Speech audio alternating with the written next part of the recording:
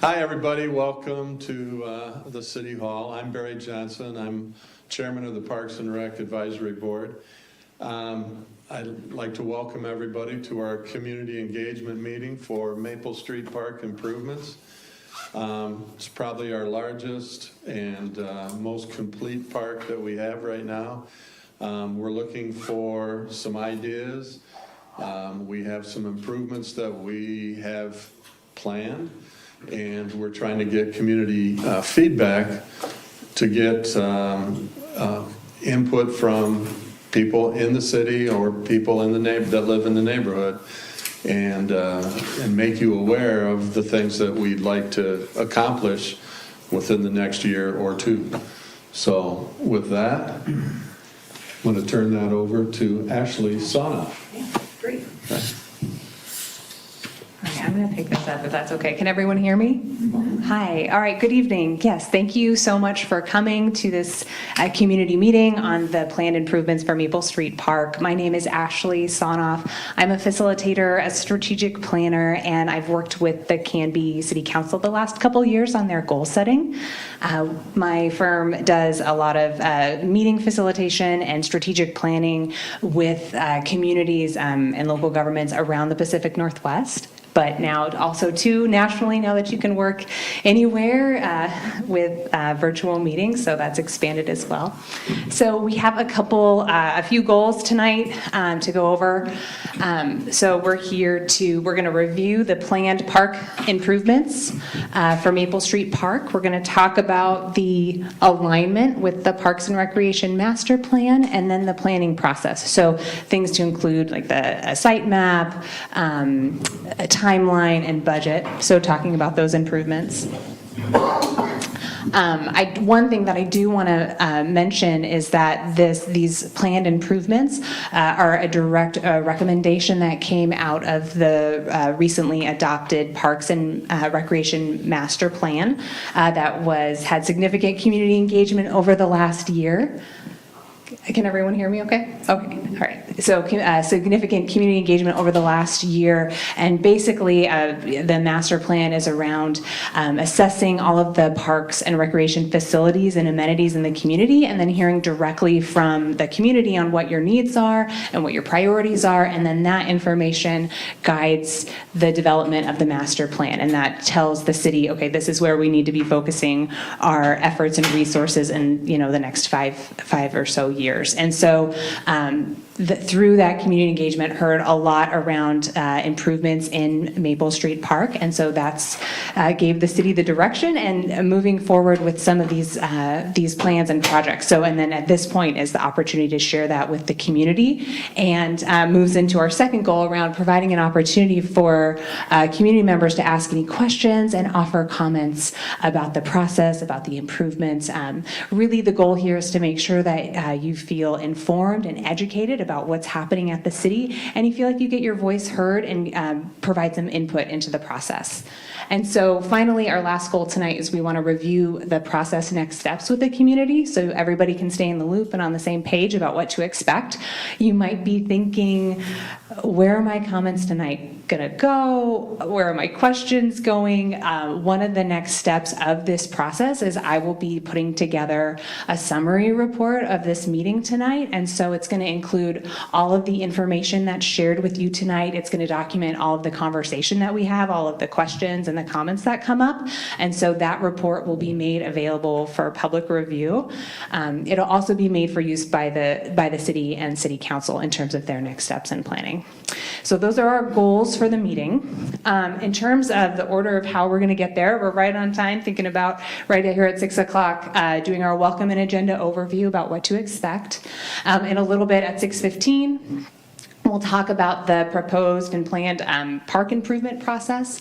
So like I mentioned earlier, we've got, well, Barry already introduced himself, but he's here from Parks and Recreation Advisory Board, and we have city staff here as well to talk about the planned improvements, the site plan, proposed some budget options, timelines and other relevant information. We also have some representatives from the lighting and the athletic field turf vendors that can provide some additional, more technical and information related to products and technologies if any of those questions come up. So thank you to Rick and Steve for being here to answer any of those questions. And then at around 6:45, we're going to shift from that presentation into a community discussion. So this is really just an opportunity to have informal question and answer time, and we'll collect any questions that you might have or comments and make sure that you get all of the information that you need about this project, and then have an opportunity to provide your input. One thing I will mention is that this is a little bit different than a city council meeting. It's a lot more informal. It's more of a workshop environment than a traditional public meeting, and so it's more informal. We won't have like specific like public testimony where each person gets up and can talk for 3 minutes, because then we would be here till the wee hours of the night. But we will have the opportunity for everyone to be able to voice their questions and their comments and make sure that all of that information gets shared. So we'll have that community discussion portion, and then after that, around 7:25, we'll wrap up and we'll talk about next steps and what you can expect, and then we will adjourn at 7:30. So that's how we're going to get there. In terms of meeting our goals and getting there, I just wanted to acknowledge that there's a really great turnout in this room tonight, and I think that's a really great testament to the community that you have here in Canby. You're very engaged and you care about your community and the future of your community, and so it's wonderful for everyone to be here. So thank you very much. I know the city really values your engagement and your input into this process, and so with that in mind, wanting to make sure that everyone has a really great experience tonight, I do want to propose just a few ground rules for success for meeting together. So I'll get my pen open. So one of those that I want to propose to the group is that everyone participate. So just being here, you're an active participant, and we're so grateful that you are here. And so we want to make sure that everyone has an opportunity to participate and ask their questions. Want to make sure that I write that, and sometimes talking and writing at the same time gives creative results, and so there's no spell check on these things. So if you can have grace with me if I mess anything up, I'll clean it up later. But we really want to make sure that you feel welcome and invited to participate in this process. So part of that too is asking questions.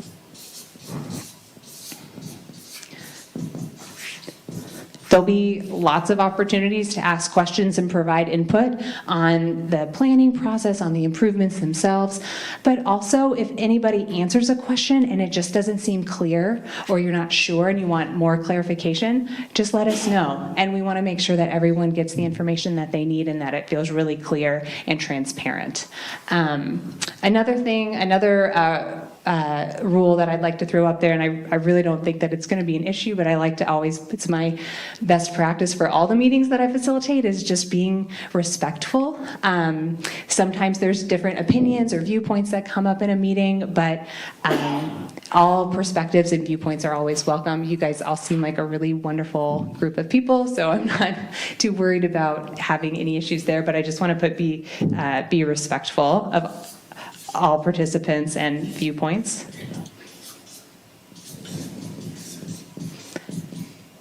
And then the last thing I'll just say is that as a facilitator in writing down all of your comments and being able to document them well, it works really well when one person speaks at a time. So if there's side conversation, sometimes it's hard for me to parse out like what the speaker is saying, and I want to make sure that I capture everything from the group accurately. So I'm just going to put to just one person speaks at a time.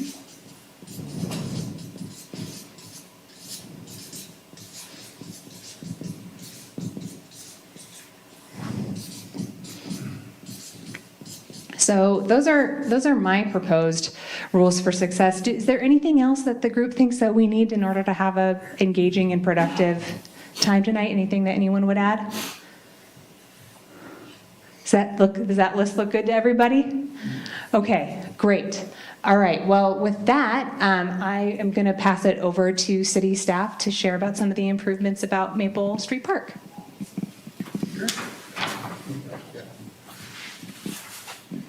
Hi there, Jeff Snyder, the City of Canby.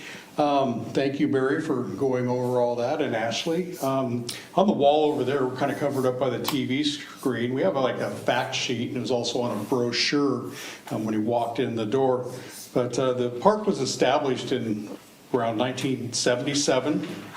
The existing playgrounds were, first one was put in 1998. And the irrigation system was upgraded in 2004. 2005, we had a asphalt walking path, and we also removed the field lights that were there. In 2006, 2007, we replaced the existing bathrooms that were there with the ones we have now. They were part of an Oregon State Park grant. In 2008, not a big thing, but we put new bleachers around the ball fields. In 2011, we repaved the parking lots. 2020, there was a splash pad installed, and in 2021, pickleball courts were installed. Excuse me. Our proposed improvements, looking at putting in new playgrounds to replace the 23-year-old ones. We're looking for options and putting in lights, but we need to upsize the power source there probably to accommodate that, and putting in a synthetic turf field. We have other things on the list that need to be accomplished there. We need to develop an ADA path restoration program, and we'd also like to put in a sports court. When we put in the splash pad and pickleball courts, we removed tennis courts there.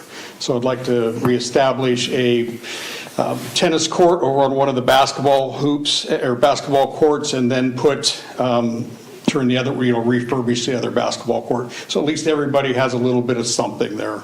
So that's what I have for right now. Unless there's questions, I'm going to turn it back over to Ashley. Jeff, Barry. I've got another comment that I want to mention. Thanks. Sure.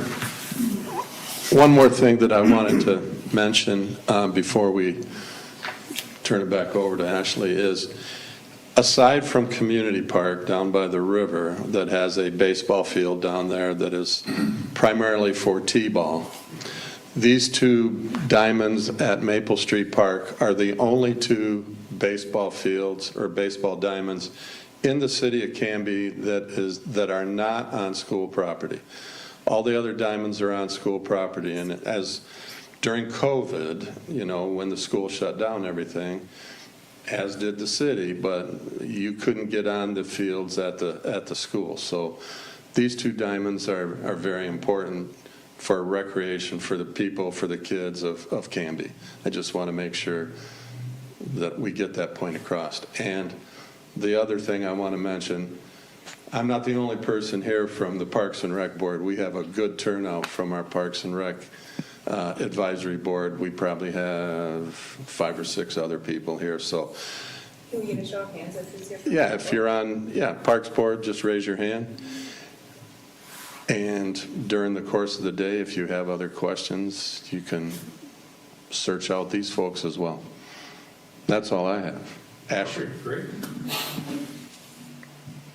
Great, thank you. All right, well, I'd like to pass around, I have some sticky notes, and they're just big Post-it notes, and they have some sticky adhesive on the back, but I want to pass some around, and so that you can write any questions or comments that you have on them. I also have markers too, and so we can give about a few minutes to write those down, and then we can go ahead and have a discussion around answering your questions and comments. So I'll pass these around with the markers.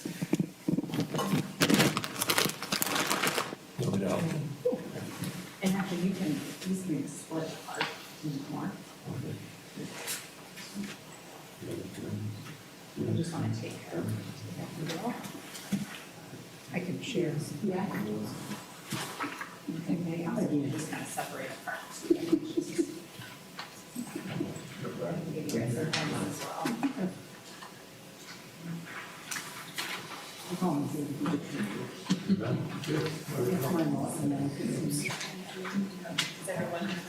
have more here. Okay, and then let me make sure you guys have.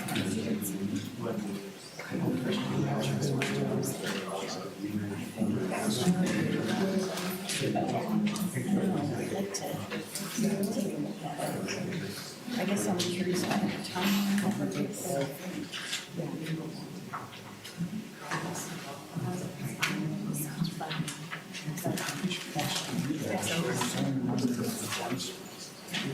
Can they, if Jamie can moderate, they can add questions to the chat and I can, I'll mention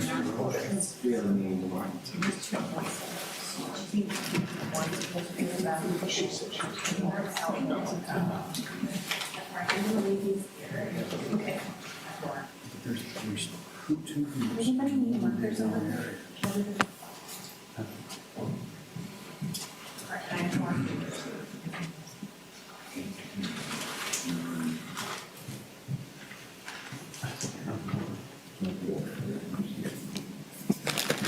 For those of you that are joining us virtually on Zoom, thanks so much for being here. And if you do have any questions, please just feel free to put them in the chat, and then city staff will let us know. They'll write them down, and we'll make sure that those get included in our discussion as well. All right, thank you.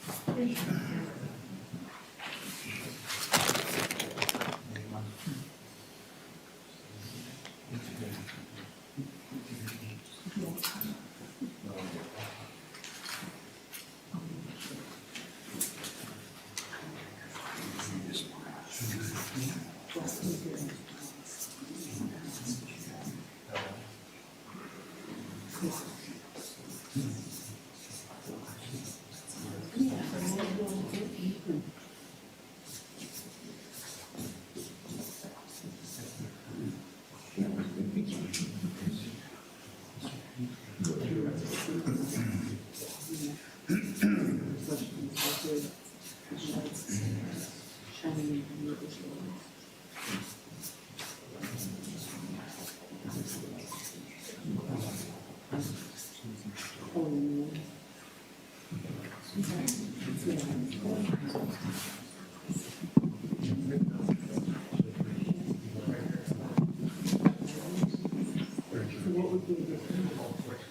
right, did everybody get a chance to write down questions? Do we feel like we want a little more time, or are we okay? Okay.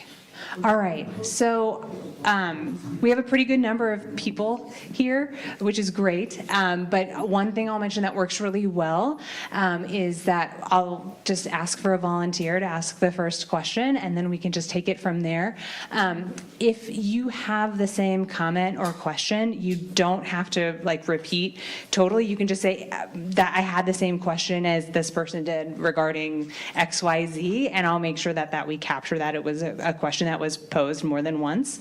And then if you have any other comments that you want to include, then we can go ahead and grab those there. So does anybody want to volunteer to have a question? Yes?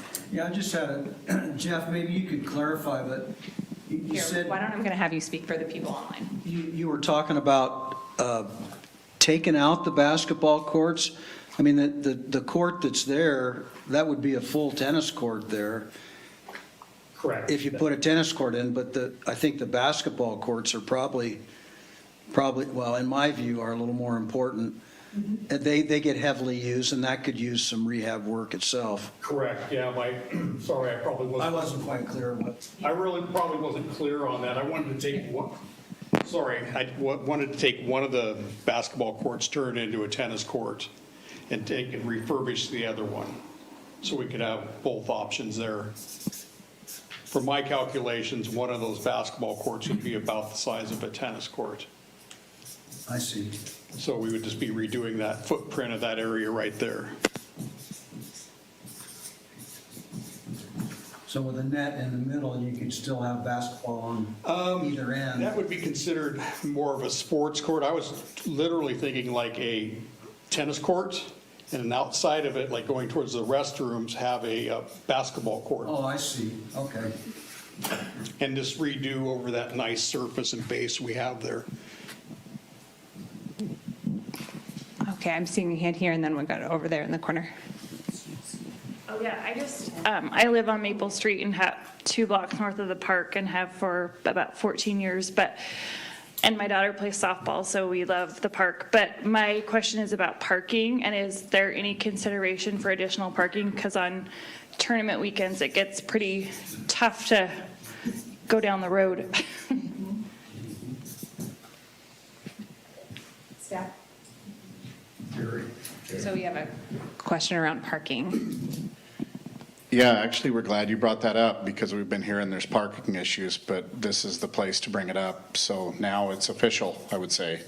And Barry's got a smile on his face because he wants parking also. So that's something that we can add to the list of stuff. Can I, sorry, Here you go. I was always curious about the land on the other side of the pickleball courts now. Couldn't that ever be spillover? You could shut it down, but, because I have the same issues.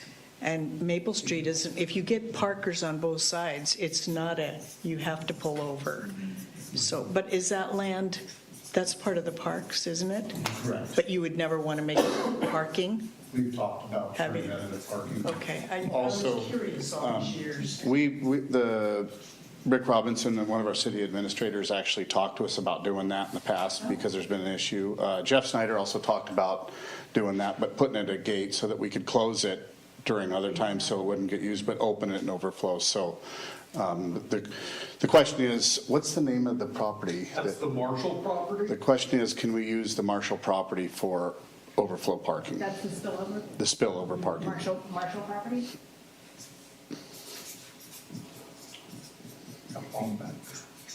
Sure.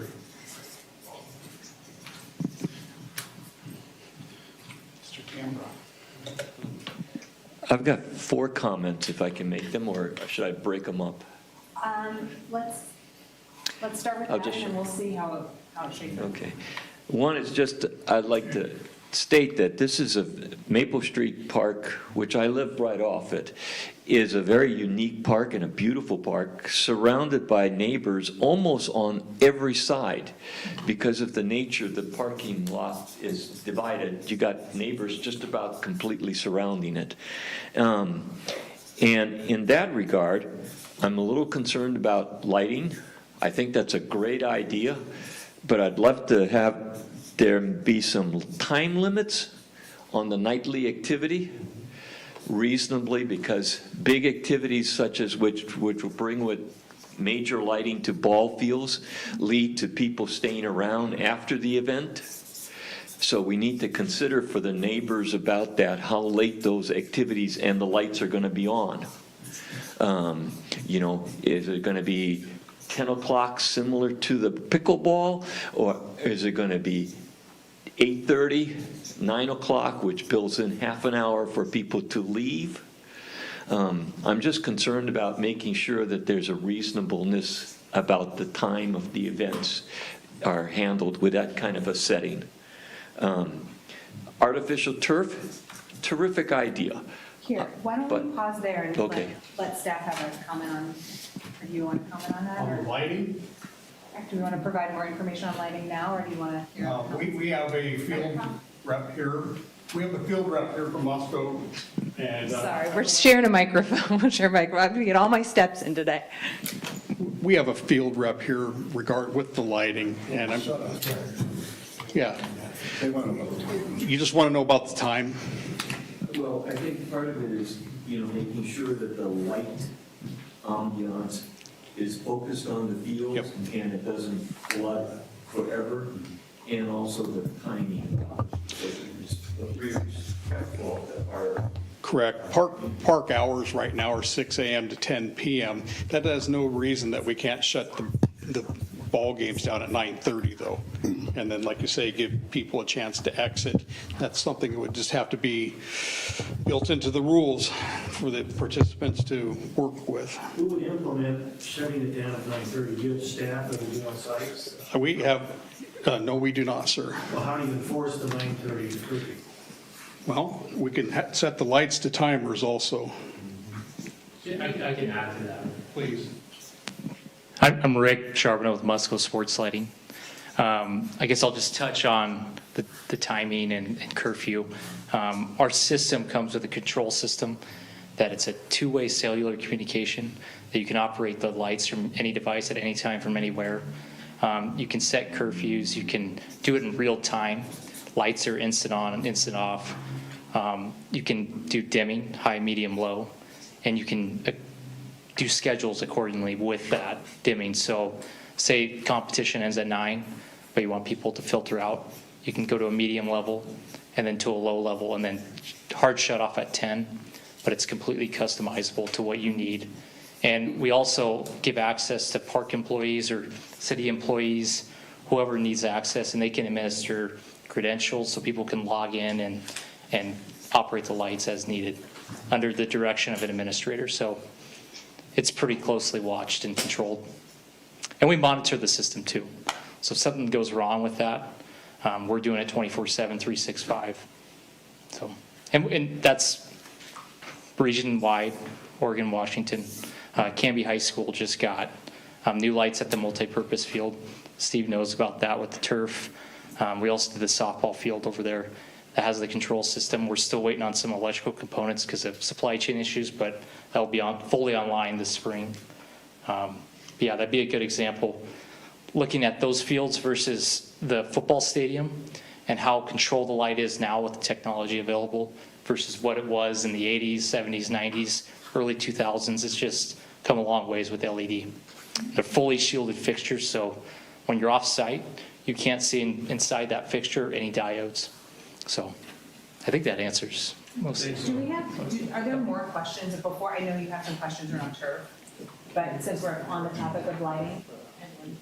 All right, I'm seeing this lady here in the football. And we'll make sure that we come back to the turf. I'd like to know if there's a plan to put security lighting on the, what would it be, northeast and southeast corners of the park, because they're pitch black back there. the back quarters of the field. I haven't had a plan as of yet, but You said northeast and southeast corners? more of like street lighting. Just something, it's pitch black in those corners. Especially like with the fair. It's kind of important because like at fair, we have a lot of transient types coming in and out, and they will find the park and hang out there. And those dark corners are good places for them to hide and do other things. We've been witness to it. Thank you. Are there other comments or questions around lighting? Do we have one on? Okay. So it said, sorry can't attend in person. We had some questions regarding how many trees installing a tennis court might take out. But then also, we were also curious if shielding had been considered, so night lighting didn't shine into neighbors' yards.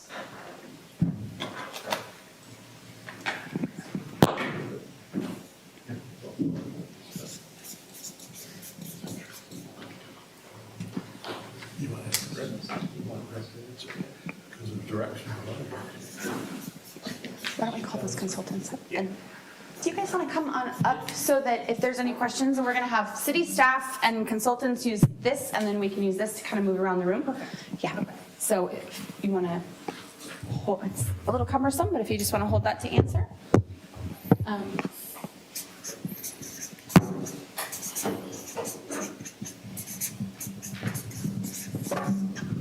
All right, so a question around light shielding with the for neighbors. Yeah, these are fully shielded LED fixtures. They're kind of a wedge shape. So from the sides, from the top, and we have different lengths for the visors that go on top, depending on lighting layout, what the playable needs are. Off-site impact, so it's all plays into our design on the shielding. So they are fully shielded. Great, thank you. Yep.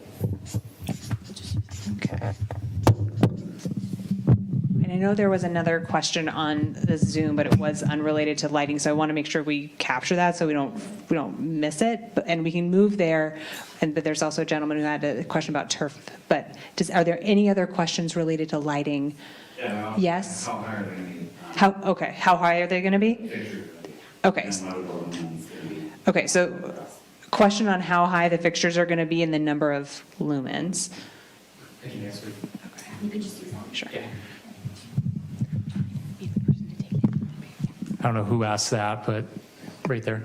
Yeah, so it's going to be a range of probably 60 foot to maybe an 80-foot pole. And we do that so we have better aiming angles onto the field.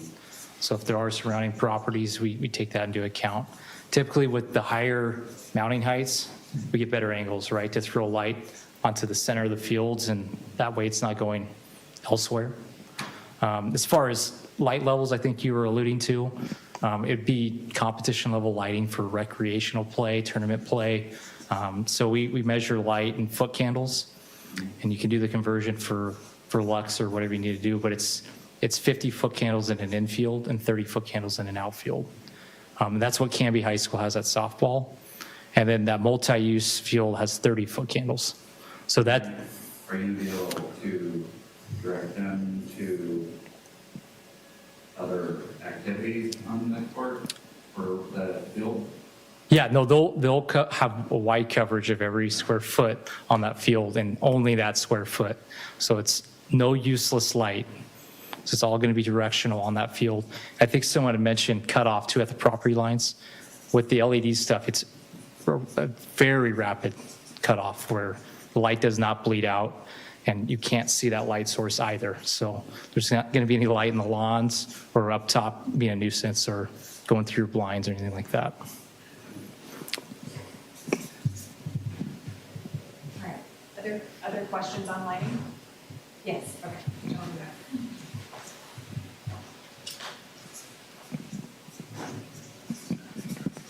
Well, thank you for the opportunity to allow us to chat about this evening. First of all, it sounds like lighting is fait accompli. It sounds like the decision is made, and I'd like to know whether or not it has been made, and there's no going back. Provide a little bit of context, the city's been, I appreciate the city putting in the brand-new Maple Street. We have beautiful sidewalks and beautiful street, and I would encourage everybody in Canby to come visit because it's a really nice street, and I do appreciate that. But I fear that it has increased traffic. People, when they have a nice smooth road, like to go a little bit quicker. Also, to provide some context, there's been tremendous development on Territorial, in north of Territorial, and we've gotten increased traffic because of that, and that's a concern. And then, on top of that, we have the wonderful pickleball courts. I'm all for pickleball, don't get me wrong, and I think that's great. And the waterworks, and I think those are wonderful. But it just is going to increase traffic in that area tremendously when you have softball going on morning, noon, and night, 7 days a week. In the summer, spring and fall, could be year-round. So my concern is traffic in the area. I spoke to the city before they were installing the street, and I tried to suggest things to try to slow down traffic. And the plan was a little bit too far ahead, I think, for staff to make changes like that. But here's an opportunity to look at it again. We've got a lot of small children on that street. And my granddaughter and my grandson, they will run down the sidewalk and they could run across the street, and any increase of traffic is going to be sooner or later there's going to be a child that's going to be really hurt. Hopefully not. But I think you need to look at the increased traffic. When you make improvements like you're suggesting tonight, there's going to be increased traffic. And frankly, there are going to be parents in a hurry to try to pick up their kid at 9 o'clock at night to go home. And I'm afraid there's been little effort at trying to control traffic on Maple Street and prevent catastrophe from happening. So that's one concern I have. What other comments or concerns? I know that this gentleman's been patient because he had some more. We can share. Me or you? Do you have more comments? Yeah. Okay. Okay, we'll go here and then come back to you. I have some concern about the artificial turf. In listening to my TV programs about, even the NFL have expressed more concerns about the higher rate of injuries that occur on artificial turfs. I think that needs just to be nixed into the review. I know artificial turfs provide better activity rotation. I mean, the fields don't have to be worn down, but I do think we need to think about that and consider it as we put young kids on artificial turf. How is it going to be maintained? How is it going to be replenished? And every artificial turf has a life expectation, be it 10, 15 years. What is the plan for replacement of it? We put an artificial turf in, but we don't have the continuation plan about how we're going to have the funds available 10 years from now to replace it. So I do think as you go through this process, we need to have those kinds of discussions to make sure that we're creating a safe things for kids, and at the same time have a replacement plan in place.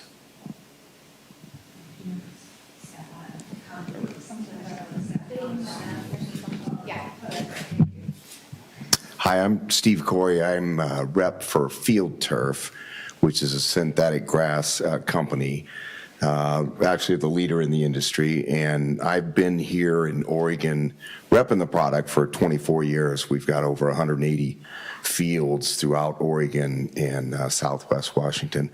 And I hear what you're asking about the injury. we actually have all kinds of studies, and Field Turf has done studies, and I can, provide them to the city about injuries, and it's, in so many ways, it's even safer than grass. And I know that, the NFL guys talk about injuries, but they don't talk about the injuries on grass, for instance. There's injuries in games, and there's injuries on fields. But we eliminate sprinkler heads, you eliminate the divots you have, the unevenness of grass fields, just that in itself. The turf product has a 3/4 inch spacing, so the old days of when we played and it was all carpet like this, the problem was it would grab onto you and wouldn't let you go.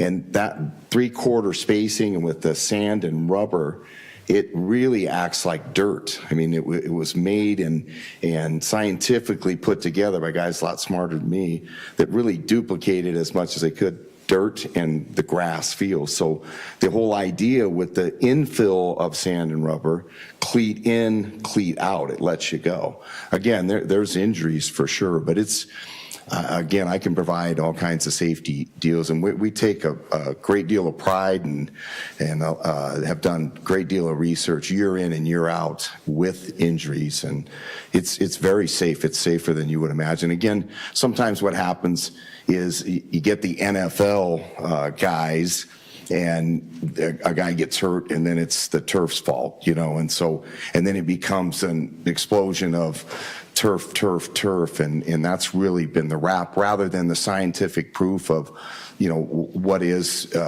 how safe the turf is. It's really safe. Yeah. Just a follow-up comment.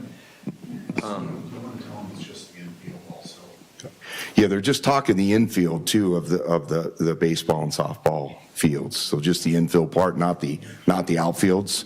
Oh, I'm sorry. I got the wrong impression then. Oh, that's no problem. You get questions regarding maintenance too? Yeah, because sometimes artificial turfs need to have the pellets put back in and things like that. I mean, are we prepared to incorporate that? We've talked a lot to the city about maintenance. There's definitely some maintenance to be kept up with in the fields. It's not a major deal, and I think users got to take some responsibility for that too, as they use the fields. And replenishing, it's more about evening things out. What will happen is if you leave it for a long period of time and it disperses, now you're getting down into the backing of the product, and then you start having problems. So it's really, believe it or not, you kind of rake it back into place and you get it to where it's even, and you still have the amount of infill you need, so you're not getting down into the integrity of the backing. Can staff speak to like how a plan for maintenance might be built into your cost estimates or into conversations that you've had thus far? Not at this point. I think to answer Bob's question, I think we need Here. to talk about the life expectancy. Okay. These fields will last, 8 to 10 years. Infields that we're talking about are areas of, concentrated areas of play. So there's somewhere in the batting areas, we have a field at Clackamas High School that's an infield only, and we've replaced the batter's box areas about once every couple of years. In Little League playing, it's less. We have some in Tigard, we have some in Westland, but that's a wear area that we kind of keep an eye on, keep the infill in, and it's a matter of coming out, and we're local, so we come out and we'll replace it and charge them the cost of coming out and doing it. It's not a big deal. The sliding areas are, where we've got to maintain. And again, we're local. We tell the maintenance people, the parks people, just exactly how we got to do it. They train the users. It's not a major deal. And then we're on the fields periodically again, because we're here. So keeping up with the maintenance is definitely key in anything. And that's the same with fields.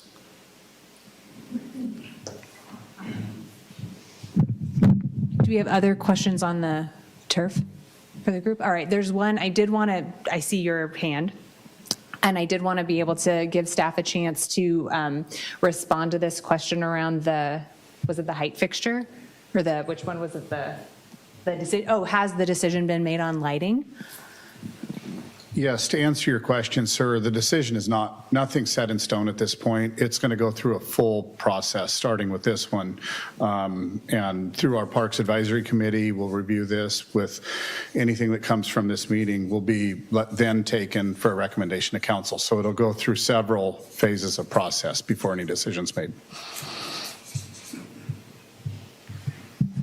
Great, thanks. Okay, I see your hand right there. Do you have a follow-up for Jeff? About the lighting? Okay. Here, do it.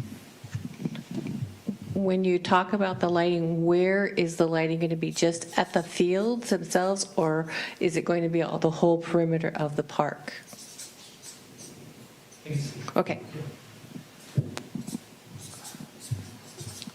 So there's probably going to be roughly 10 poles, like I said, 60 to 80 feet in height. There's going to be 2 behind home plate, and then 2 as you're approaching first and third base, and then likely 2 in the outfield. So it's going to be a variety of perimeter and kind of central located lighting, and then outside of field of play for Steve. Nothing like when the kids play soccer on the fields, there won't be any of that lighting on that between the field and the walking paths. No, so I have the idea soccer fields might go in the outfield. So we'd keep poles away from that playable area as much as possible. But for the lighting of like people walking in the park at night, will there be full lighting for that walking area? I think that's a question that hasn't been raised yet. We certainly do it all the time for security lighting purposes that come on after the field lighting. Steph, want to chime in on that? We haven't vetted that, so that would be something that you'd want to bring up in here if that was something. Well, that's a good question about having the lights in the north and This is, yeah, this is good. We're just now hearing this, so we will add that to input for our decision for this. All right. And then I think we've got this lady in the hoodie. You've been patient. Thanks. So I noticed your sketch on the graphic there has baseball fields. Currently, the fields are both softball, so I was wondering what the plan was for that to accommodate softball on there. And then I had a follow-up, assuming that we were splitting it baseball and softball, how will you make sure that that's equitable?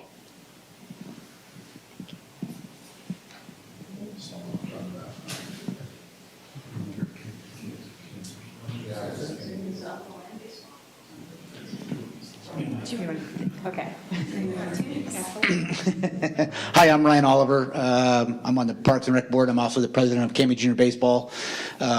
So the fields, I guess, don't get, correct me if I'm wrong, Steve, they're just laid out so you can see the turf, but they would be, my guess is, a brown turf that would show like a dirt infield. That would be the look. Yeah, so the baseball, I mean, with softball, you're all playing the same bases, I believe, right? And baseball's got some different ones, so we would just go with a brownish dirt look for the turf, so both softball, baseball could play on it. And then as far as making it equitable, the softball board, baseball board, we would just make sure, I mean, one would have it one side, the other would have the other side, and then we could figure out tournaments. We've already said that softball is more than welcome to take all the concessions when things go on, but yeah. So, well, you guys are already set up over there. So, yeah, so I mean, really, it would be kind of as it is now. The softball board kind of runs, correct me if I'm wrong, kind of runs kind of what goes on over there. So it'd just be the baseball, the youth baseball and youth softball getting together and say, let's map out the summer and here we go on that. But it would be, because right now it is strictly softball fields. So then it would convert back to baseball, softball, and then baseball would give up one of their fields for softball in lieu of that. So everybody would come out with the same amount of field use. But we would try to split up for tournaments or whatnot, so softball would have a weekend and baseball would have a weekend and so forth, but we could work through that. So softball and baseball are working together, the city's not involved in planning tournaments or anything like that? Well, they don't do that. I mean, I don't know what baseball hasn't been involved in Maple for years, so I don't know what softball in the city, so baseball would just jump on that, whatever softball is doing currently, and they've been doing for the last, I don't know, 15, 20 years, and since baseball has left Maple Street. So we would just tag team with softball and work through that. So I'm not really sure what their relationship is with the city as far as planning that stuff, but baseball would just piggyback off that. So does that answer the question? Yeah. Okay, and I just have, I have a question, because I'm thinking if I have a clarifying question, maybe it's also is out there from other folks, but around, so can you repeat the organization that you work with baseball? Canby Junior Baseball? Canby Junior Baseball, and then there's an equivalent for Softball. softball? Yes. Okay. Canby Kids umbrella? Yeah, we're under the Canby Kids, Canby which is Kids the youth softball. sports for Canby. Yes. Canby baseball will kind of take into account the size of the field.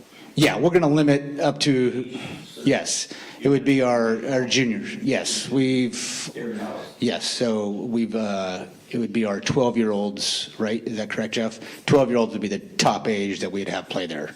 So we understand. And field-wise, they fit on that field, which is similar to a softball field. And then the older kids would still be over at the high school. And so just because of foul balls and just the size of the field that would have to go up wouldn't match, so. Okay, and then you mentioned you had a follow-up? Yeah, here. I feel like Phil Donahue over here. Just wondering about, like, you mentioned foul balls. Is there any kind of like a fencing or a net structure in the plans to, like, because there's playgrounds and stuff over there. I don't know if maybe that was brought up about. There is a netting or net over there anything. now, I believe currently, for the splash pad. They put one up. Am I correct over there? Yeah. I do think it might need a little bit getting that extended. Yeah. So, yeah, I mean, these are all things that we're looking at as far as how it would shake out. And the better side, I have my ideas for baseball versus softball for protection wise, but we can go through that. But at this far, I don't know in netting, that's another piece to the puzzle that we'd have to figure out. And I'm old school, so I played there when I was a kid, and the park is somewhat the same. Everything's in the same spot, and I don't know, everybody survived the 80s of playing baseball over there. So, Staff, do you have chime in on plans around nets or fencing? Would that be part of the proposed improvements?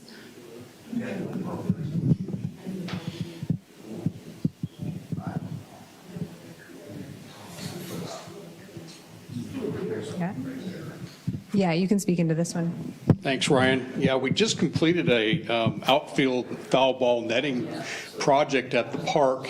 So at this point, I don't think we had any more plans of putting up any more netting. I was wondering, though, that we might want to consider redoing the chain link fencing and the backstop, and maybe eliminate some of the netting that way too.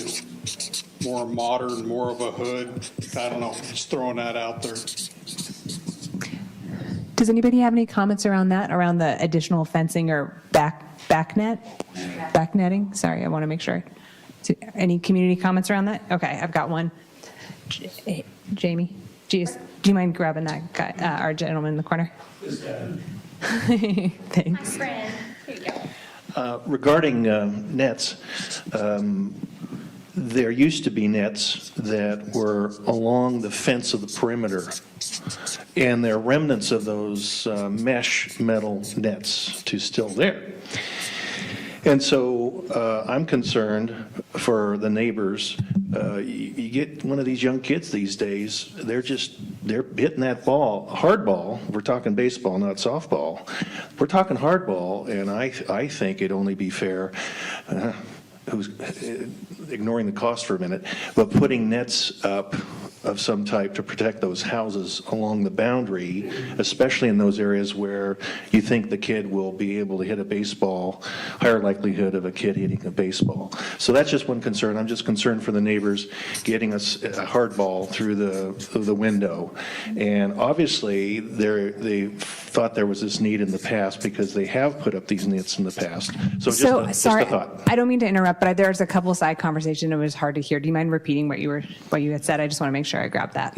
Yeah, just saying that, especially in areas where a youngster hitting a hard ball versus a softball, higher likelihood of a softball hitting a house, they should look at putting new screens up to protect the house around the entire, especially around the boundary of the park, but especially in those areas where the likelihood of one of those wonderful candy kids popping that ball out of the park and hitting a house, we try to avoid that.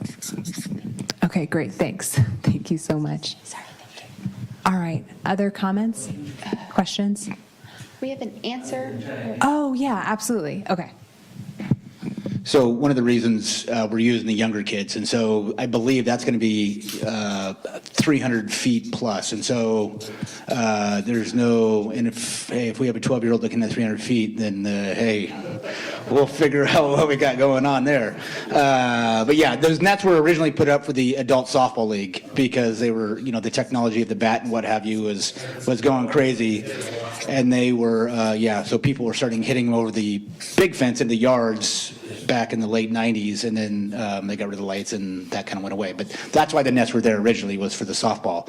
But yeah, some netting around the home plate area would be great, but you're always going to have probably a loose cannon if they're out there practicing or what have you and a ball goes flying. But as far as kind of the game situation and how it's set up, I have zero worry about a kid hitting a ball into a window from there. All right. Yeah, I think there might be some questions online. So the first question we received is, there is a path to Oak Street between residential properties, southeast part of the park. Who maintains that pathway? City. The City of Canby does. Okay, great. Is there a follow-up question you want to ask if they are maintain it, and maybe there might be a follow-up question, or maybe it's included? Yeah, so Ralph, if you would like to, if there's a follow-up question, I can send him a message as well. Okay.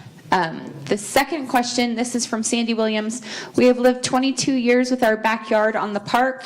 Every improvement through the years scares us, especially the walking path. But we love the path, and the improvements have added to making the park nicer, improving property value. Oh, not a question, but a comment. Take it. Good win. Okay. Great. Going back to, Is there oh, yes, thank you. how many trees installing a tennis court might take out? None. No trees would be taken out. Perfect. So, okay.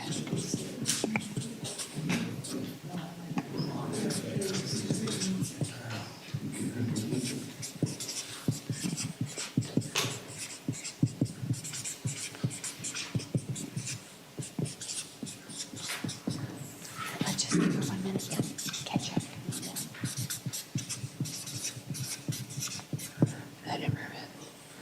Just a moment. Just want to make sure I capture everything here.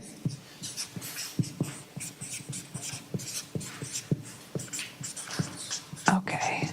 All right, I think we had kind of. Yeah, regarding the pass-through from North Oak Street.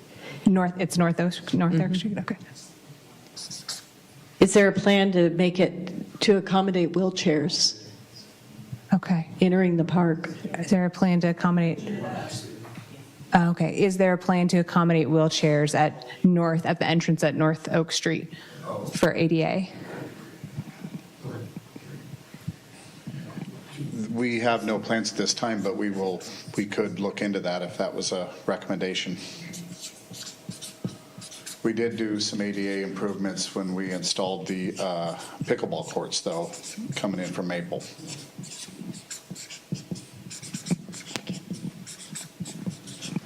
All right, great. Thank you for that one. Thank you. I'd like to ask questions about the playgrounds. It looks like there's two, and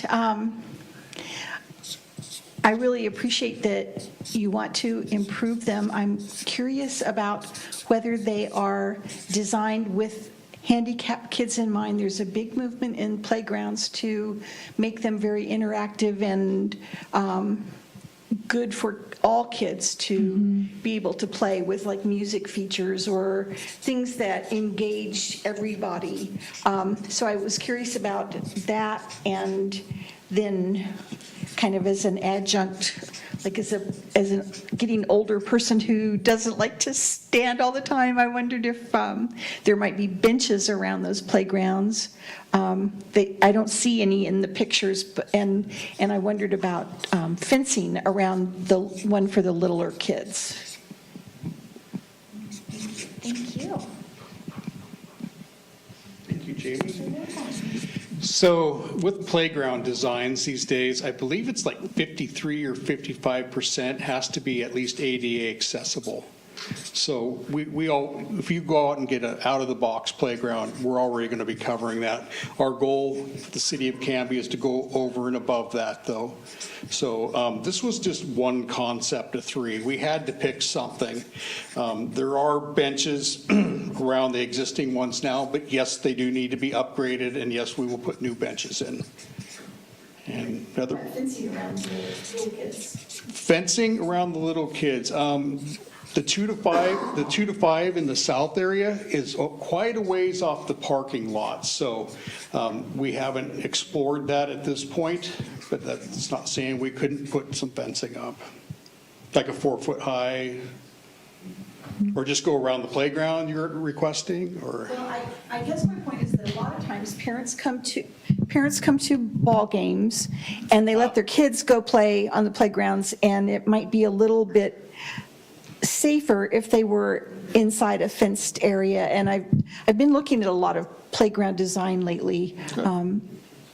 So I have noticed some of the features that I thought were interesting about them, and people seem very happy that they have fencing around their playground. So I just wondered if it had come up. It had not, but it has now. Thank you. There are other comments around the playgrounds?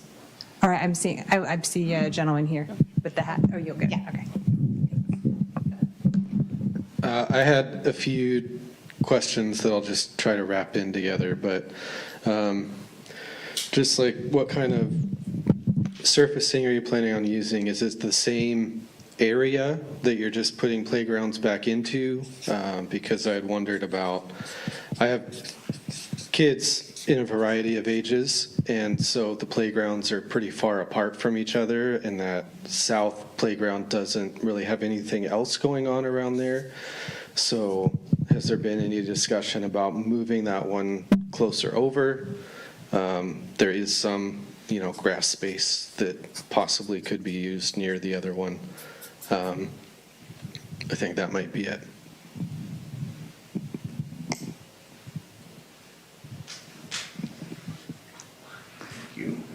So at this point, we've been exploring where the existing playgrounds have been. I'm looking at and pricing like a poured-in-place type of surfacing. I believe that was one of your questions also. We do want a degree of separation between the 2 and 5 and 5 to 12. And just like with the risks we were mentioning earlier, we do always have to sign them that they should be supervised, so just trying to protect the city. But I don't know where, so you'd want it moved, I don't know where we'd have room to put that closer when we have a covered picnic area, basketball courts, restrooms. I just don't see how we can get it much closer. We have restrictions. All right, I see a follow-up here. Here you go. With the playground areas, you have the bathrooms that are down at towards the baseballs, but there's no bathroom or any kind of access to a bathroom at the little kids' end, and those poor little kids can't run quite that fast to get to the potties. So whether you put in just a porta potty thing or something, especially maybe not year round, but definitely for spring into fall, take it out in the winter or something like that. We have little ones that are watering our trees for us. They're not our trees. They're, the park's trees, the trees. other comments? I'm seeing one in the back here, and then I see the gentleman in the hat, and then in the white. Okay. So, Are you the gentleman in the back? Mr. Canberra, there you go. I just wanted to compliment the parks and their efforts about Maple Street's walking path is highly used by lots of people and lots of walkers and lots of walkers with dogs, but they pick up after themselves. And the playground equipment is really highly used by everyone in the community. So I want to make sure that you get the feedback that that's a good idea.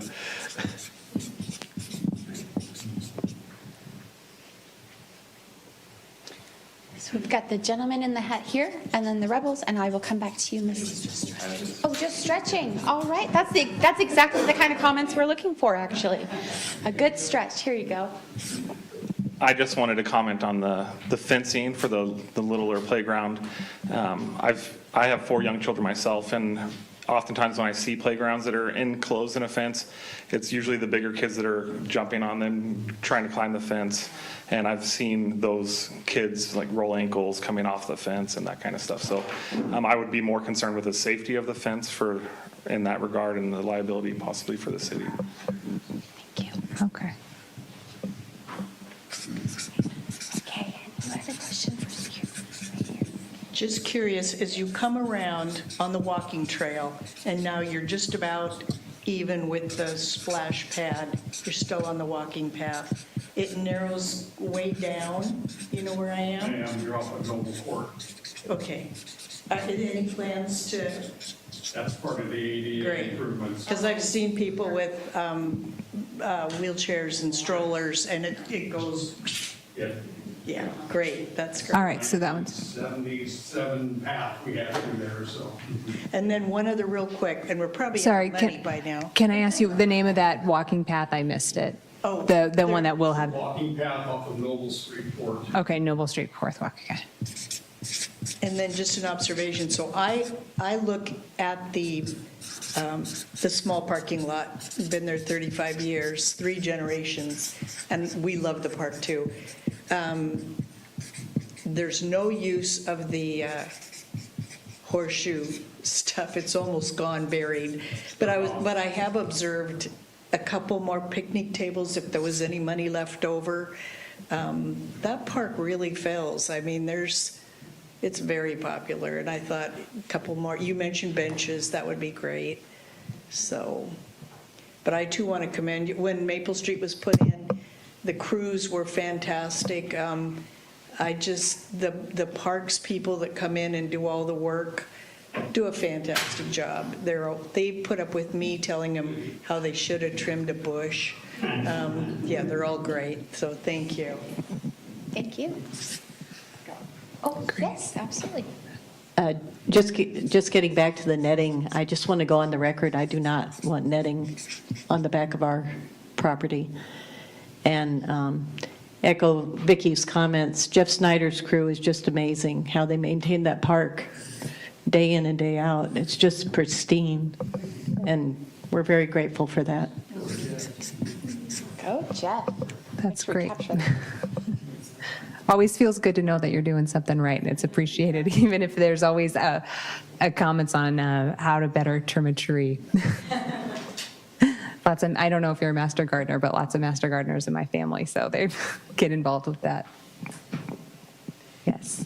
Just one more thing about where the North Street maintenance comes in. If that one and also the Noble Court Street is what you called it, putting doggy bags there, because where you have your locations of your present doggy bags, people don't see them unless you're in the parking lots. You pick them up there, but people come in from North Oak, they come in from that Noble Court, and they don't have doggy bags.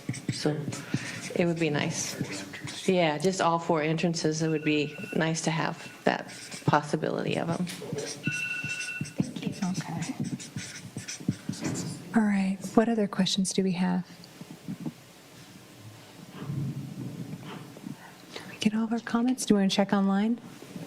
We're doing great on time. Want to yeah, just we make have sure one we more. have some more? Okay. So Ralph said, I second the grounds are well maintained and very much appreciated. Doggy bags would be great at Oak and Noble. All right, great. Okay. All right.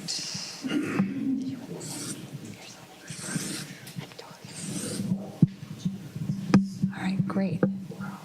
Okay, so we've been able to capture everyone's comments and questions. All right. I have one thing. I Yes. just wanted to add, there is a sign-in sheet if you didn't sign up, just so that you can follow this information and potentially other information that comes out. So if you didn't get your name and your email address or phone number on there, please make sure to do so, just so that city staff can keep in touch with you about this project or others. Thank you. Great, thank you. All right, well, let's move into our wrapping up and next steps. Timeline. I think there's a question around timeline for next steps for city staff. Yeah. Yeah, so when we get the input back, we're going to go through this most likely, I don't know, we won't make the meeting tomorrow, of course, but the following meeting have input, and we would like to get this through our Parks Advisory and get it back to City Council for a recommendation from our advisory committee, taking this input.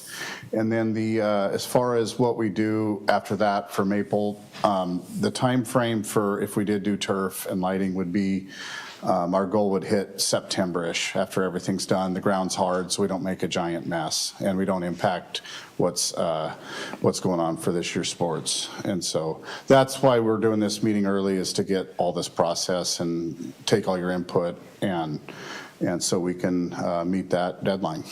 Like I said again, that nothing's really set in stone. We're just really getting everyone's opinion on this, what everyone wants to do with this. And then the Parks Advisory Committee they're really good at making excellent recommendations for our city council, right, Barry? Yep. So September would be our goal for the turf to meet the deadline. As far as we've got an adopted capital improvement plan that went through council, I think, several months ago, but we've kind of revised that, which will go through the budget committee and adopted by council in July. And so the playground equipment or any of these other recommendations that you guys have will probably be implemented at that time. So anything you guys have after this, please follow up with our Parks Advisory on that. So we'll be working on this. Did I answer the question? This is just one question, not necessarily related to what's going on here, but we do have golfers that like to use the park for some practice, and we've had golf balls in our yards, and we actually had one of our neighbors, one of our windows was broken, or a couple windows have been broken because of golfers. How do we want to address when we have golfers in the park that shouldn't be there? Jeff, have you dealt with that one? Not sure what we do, when someone comes out there and asks to do. Yeah, probably non-emergency with our Canby PD, and they would address that issue, especially if there's property damage involved. Yeah, it's not that, it's just that, it's not what is the Proper use of the facility. yeah, well, that, and it's yeah, there's just not, it's just, there's one or two, and it's like, there's someplace else you should be going to hit your golf balls, not there. Yeah.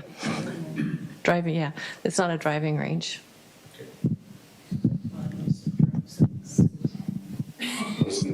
We had a couple more from online. So one of the members online said that in addition to the dog bags, if garbages could also be installed at those four corners, that would be helpful. Okay. And then another one was a follow-up suggestion from a neighbor who abuts the park. We'd be concerned about security lighting in the darker corners if it shined into the yard. And I think that's one of the things the lighting expert had talked about, is that it can be very specific and, foot by foot. But that's definitely something that we'll capture on this list. And then I just wanted to say, for anybody that's online, if you would like to have your information captured for any follow-up, you can go ahead and put it into the Q&A, and we'd be happy to do that. All right, does I can't remember if it was Rick, but he left. Okay. I think he had provided some information around the light shielding, and it said that it was fully shielded and that it could, had the high, medium, low, hard shut off. I remember him saying something around not shining directly into neighbors' yards or into their homes. Is that consistent? Yes. Okay, great. Does that answer the question? Okay. They're talking more about a security light. Security, that was for the ball fields, that's right. Correct? Okay. The ball fields have the night curtain where it shuts off at the edge of the fields. So we have to explore how to get security type lighting without shining into the neighbors. And power. But there might be options when we start doing if and when we do the field lighting to get the power back. All of these recommendations go to the Parks Advisory. Correct. Right. Yeah, so city staff just said all the recommendations will go to Park Advisory Board that will ultimately put their recommendations that will go to council for decisions. And that process will be in the next few months, maybe targeting around May, going to council in May, or is that? As soon as you get your stuff back, our next Okay. meeting, and then actually start working on it. Okay, so information from this meeting will be summarized and sent to the Parks and Recreation Advisory Board in advance of your next meeting in April. And then also, Jamie, and I can write it up on the board, if you have any questions or comments that come to you after meeting adjournment, which that often can happen to me. I have a light bulb moment on my drive home from meetings.